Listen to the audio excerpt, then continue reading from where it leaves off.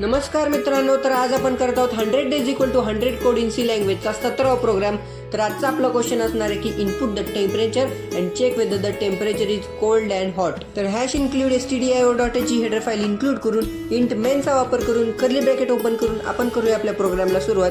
तर आपलं टेम्परेचर हे साधं इंटिजरमध्ये असणार आहे, त्यामुळे आपण इंट हा डेटा टाईप घेऊया आणि टेम्प म्हणजे टेम्परेचर हा व्हेरिएबल आपण डिक्लेअर करूया. नेहमीप्रमाणे युजरकडून इनपुट घेण्यासाठी प्रिंटएफ करून त्याच्यामध्ये प्रॉम्प्ट टाकूया enter the temperature in Celsius. मग युजरने टेम्परेचर टाकल्यानंतर ते टेम्प म्हणजे टेम्परेचर या व्हेरिएबलला असाइन करण्यासाठी आपण वापरतो स्कॅनएफ. त्याच्यामुळे आपण इंट घेतल्यामुळे आपण पर्सेंटे घेऊया आणि अँड टेम्प म्हणजे ॲड्रेस ऑफ टेम्प म्हणजे त्या ॲड्रेसमध्ये ती व्हॅल्यू स्टोअर होते. तर इफ मध्ये आपल्याला कंडिशन लिहायची असते तर आपण कंडिशन लिहूया temperature is greater than or equal to 30. म्हणजे जे एंटर केलेलं टेम्परेचर असतं ते 30 पेक्षा जास्त किंवा 30च्या इक्वल असेल तर आपलं काय प्रिंट होणार आहे, इट इज हॉट म्हणजे टेम्परेचर हॉट आहे. आणि जर ती कंडिशन ट्रू होत नसेल म्हणजे टेम्परेचर जर 30 पेक्षा कमी असेल तर एल्स मधला पार्ट प्रिंट होणार, तो म्हणजे it is cold. As usual return 0 आणि कर्ली ब्रॅकेट क्लोज करून आपण करूया आपला प्रोग्राम कम्प्लीट. तर आपला आउटपुट आलेला आहे जसं की आपण प्रिंटएफ मध्ये टाकलं होतं enter the temperature in Celsius.